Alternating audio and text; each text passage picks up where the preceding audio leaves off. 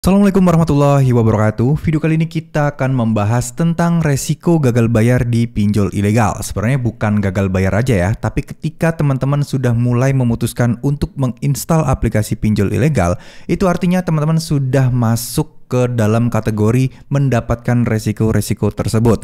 Jadi di beberapa video kemarin ada pertanyaan, kira-kira apa saja sih data yang disadap, data yang bisa dicuri dan bisa disalahgunakan oleh pinjol ilegal. Video kali ini yang pertama kita akan bahas adalah ketika kalian menginstal aplikasi pinjol ilegal itu merupakan sebuah pembuka jalan mereka untuk bisa menyedot data-data teman-teman. Karena yang namanya ilegal tentu saja kan tidak mematuhi regulasi dari aturan pemerintah atau OJK. Ya contoh misal salah satunya adalah kalau misalnya di OJK itu pinjol legal itu yang boleh diakses hanyalah kamera, kemudian location ya. Itu boleh teman-teman ya. Nah atau mungkin mikrofon. Nah yang lainnya tidak boleh diakses karena yaitu kebutuhan untuk pertama mencatat lokasi, kemudian yang kedua tujuannya adalah untuk memfoto selfie, verifikasi KTP dan lain sebagainya karena mereka membutuhkan yang namanya kamera di HP kalian.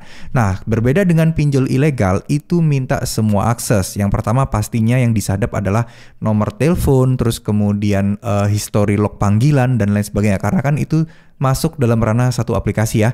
Jadi itu bisa mereka lihat. Terus kemudian apa saja yang di-download lagi yaitu file. File berupa file yang benar-benar file di HP kalian karena kan izinnya media dan file ya. Jadi dua-duanya jadi satu sehingga mereka bisa mengakses file dan galeri foto-foto di HP kalian. Lalu mereka juga bisa nge-tracking kalian itu ada di mana karena ya mereka bisa melacak lokasi kalian teman-teman. Terus kemudian ada juga yang bisa atau meminta izin untuk mengakses SMS. Jadi ini penting banget dan ini jangan kalian remehkan. Karena ya kita tahu lah ya kalau kalian punya kartu kredit atau mungkin pay letter dan lain sebagainya yang membutuhkan verifikasi OTP ya yang dikirim melalui SMS. Itu kalau mereka bisa baca kan bisa gawat ya. Jadi kalau misal kalian ada kartu kredit terus kemudian perubahan atau transaksi kartu kredit gitu ya misal. Terus kan ada untuk dikirimkan OTP atau 4 digit kode, 6 digit kode. Nah kalau mereka bisa mengakses SMS kalian, itu artinya mereka bisa membaca OTP-nya. Jadi mereka nggak perlu sulit-sulit untuk bisa membobol akun-akun penting kalian lainnya. Nah ini yang perlu diperhatikan dan sangat berbahaya. Nah ada beberapa pertanyaan juga yang bertanya, kira-kira bisa nggak ya si DC ini membaca seluruh histori chat WA kita, terus kemudian kita tergabung di grup WA mana saja, dan juga apa saja aktivitas kita yang ada di aplikasi atau chattingan kita di WA, bisa nggak sih mereka melakukan penyadapan tersebut atau mereka membobol rekening bank kita kayak misal ada M-Banking atau mungkin ya semacam kayak mobile BCA terus kemudian living mandiri dan lain sebagainya. Bisa nggak sih mereka menyedot semua itu?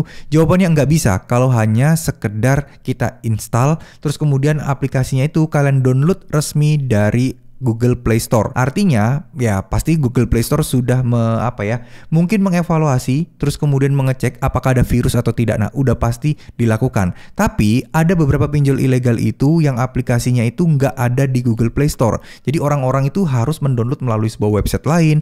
Ya intinya dalam bentuk .apk ya application kalian install. Nah itu ada kemungkinan untuk bisa melakukan tindakan lebih selain dari yang saya sebutkan tadi. Sebagai contoh menyadap WA terus kemudian membobol WA kalian, menguras isi rekening tabungan kalian, itu bisa karena mereka biasanya menyisipkan virus atau malware apapun itu yang untuk ya mungkin memonitor kalian, menyadap kalian dan lain sebagainya.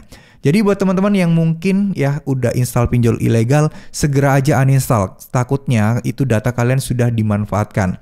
Nah, juga salah satu hal yang paling penting banget ya teman-teman, kalau teman-teman pernah install mungkin di website atau mungkin dikasih dari WA, kalian install, baiknya di reset factory aja. Karena kalau kalian ada teman yang jago ahli IT, silahkan minta tolong untuk dibersihkan, tapi saya rasa itu sangat sulit untuk dilakukan. Paling cepat, paling simpel adalah reset factory aja, maka semuanya itu udah bisa aman ya dari gangguan-gangguan atau kemungkinan-kemungkinan untuk disadap pinjol lagi. Jadi semoga video ini bisa bermanfaat, semoga ini bisa membantu dan mencegah teman-teman untuk ya disalahgunakan datanya lah ya. Jangan sampai data pribadi kita ini bisa disalahgunakan atau dicuri oleh oknum-oknum yang tidak bertanggung jawab seperti itu. Terima kasih, semoga video ini bisa bermanfaat. Wassalamualaikum warahmatullahi wabarakatuh.